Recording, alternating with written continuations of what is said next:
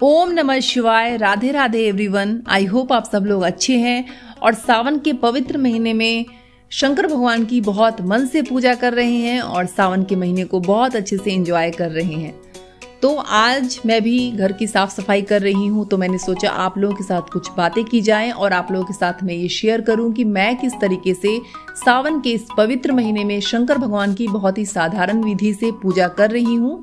क्योंकि टाइम की थोड़ी कमी है तो इस बार मेरी पूजा बहुत ही साधारण तरीके से है। देखिए, वैसे तो आप बहुत अच्छे तरीके से भी पूजा कर सकते हैं, बहुत बढ़ा चढ़ा करके जो भी आपका सामर्थ्य है उस तरीके से आप कर सकते हैं, लेकिन कभी कभी हमारे पास समय की भी कमी होती है तो हमें साधारण तरीके से भी पूजा करने की जानकारी होनी चाहिए। और देखा जाए तो शंकर भगवान बहुत भोले हैं, बस वो एक लोटा जल से ही खुश हो जाते हैं। और सबसे बड़ी बात ये होती है कि हमारा मन साफ होना चाहिए। वो कहते हैं ना, मन चंगा तो कठौती में गंगा। अगर आपका मन साफ नहीं है तो आप कितना भी तामझाम कर लो, कितना भी रुद्राभिषेक करा लो, ये करा लो, वो करा लो, कुछ नहीं होगा, क्योंकि भगवान ऊपर से देख रहे हैं, सबको देख रहे हैं। तो चलिए मैं आप लोगों के साथ ये शेयर करती हूँ कि मैं किस तरीके से शंकर भगवान की पूजा बहुत ही साधारण विधि से करती हूँ। तो देखिए, सावन के महीने में शंकर भगवान की पूजा दो तरीके से की जाती है। जो व्रत है वो दो तरीके से रखा जाता है। एक तो आप पूरे सावन के महीने व्रत रख सकते हैं और एक ये होता है कि आप प्रत्येक सोमवार को व्रत रखिए। तो पूरे सावन के महीने जब आप व्रत रखते हैं वो भी दो तरीके से होता है।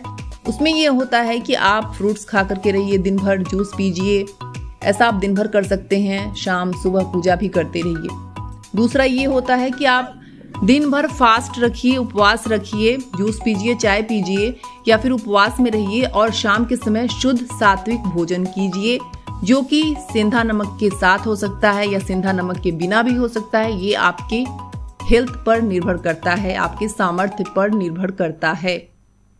दूसरा ये होता है कि जब हम सिर्फ सोमवार का व्रत रखते हैं, जो मैं रखती हूँ, सिर्फ सोमवार का व्रत रखती हूँ, उसमें भी आप दिन भर फ्रूट्स खाइए, जूस पीजिए और शाम के समय आप साबूदाने की खिचड़ी बना के खा सकते हैं, जो कि सेंधा नमक के साथ या सेंधा नमक के बिना भी हो सकता है।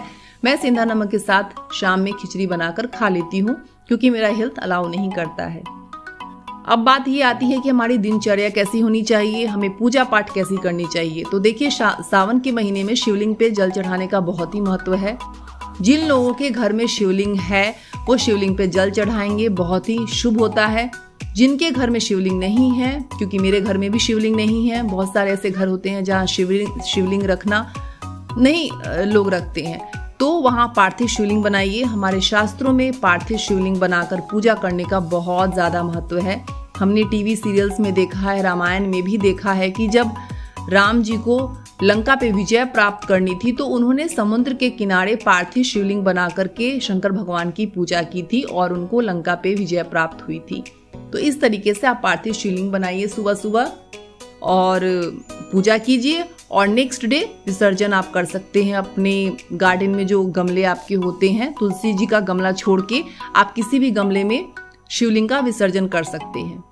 घर में पूजा करने के बाद अगर आपके घर के आसपास मंदिर है, शिवालय है, शिव मंदिर है जहां आप जा सकते हैं तो जरूर जाइए। सुबह भी जा सकते हैं, शाम के समय भी जाइए, एवरीडे जाइए, तो बहुत ही अच्छा है।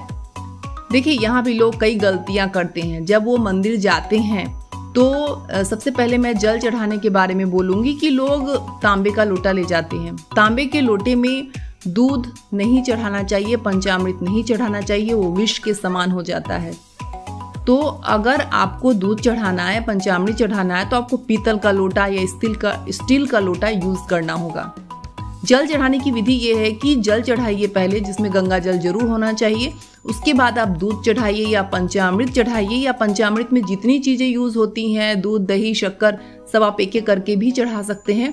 उसके बाद एक बार फिर आपको जल चढ़ाना चाहिए। उसके बाद शंकर भगवान पे बेलपत्र जरूर चढ़ाइए। बेलपत्र का जो डंठल होता है पीछे का, उसे तोड़ देना चाहिए। बेलपत्र का जो चिकना भाग होता है वहां पे आप ओम लिखिए, राम लिखिए, चंदन से लिखिएगा, हल्दी कुमकुम से नहीं लिखिएगा, क्योंकि शिवलिंग पे या शंकर भगवान पे हल्दी कुमकुम नहीं चढ़ता है, हम चंदन चढ़ाते हैं। तो बेलपत्र पे लिख के उससे उल्टा करके चढ़ाइए, ये बहुत इंपॉर्टेंट है। और धतूरा, भांग, उजले फूल, ये सारी चीज़ें शंकर भगवान को बहुत पसंद है। तो जो शंकर भगवान को पसंद है वो सावन के महीने में ज़रूर कीजिए, क्योंकि हम लोग भी वही खाते पीते हैं जो हमें पसंद होता है। तो जो भगवान को पसंद है वही कीजिए। तीसरी बात ये होती है कि जब हम जल चढ़ाते हैं तो हमारा मुख किस दिशा में होना चाहिए। हमारा मुख उत्तर दिशा में होना चाहिए। शिवलिंग में आपने देखा होगा जो जलहड़ी होती है उसका मुख भी उत्तर दिशा की ओर होता है। तो आप जलहड़ी की तरफ मत बैठिएगा, नहीं तो आपका मुख दक्षिण दिशा की तरफ हो जाएगा।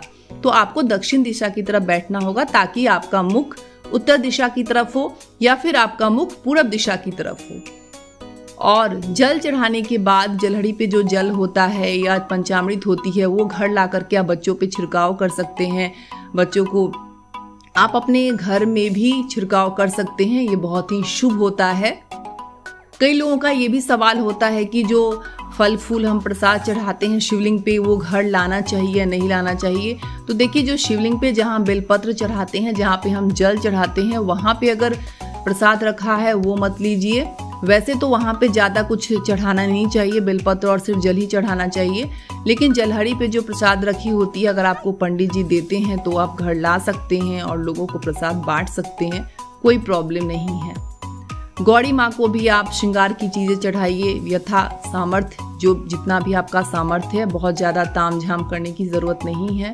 चूड़ी, बिंदी, रुमाल, मेहंदी, ये जो छोटी छोटी चीज़ें होती हैं और जो सुहाग की निशानी होती है, ये पार्वती माँ पे चढ़ा के आप खुद इस्तेमाल कर सकते हैं। सावन के महीने में ये काफ़ी शुभ रहता है।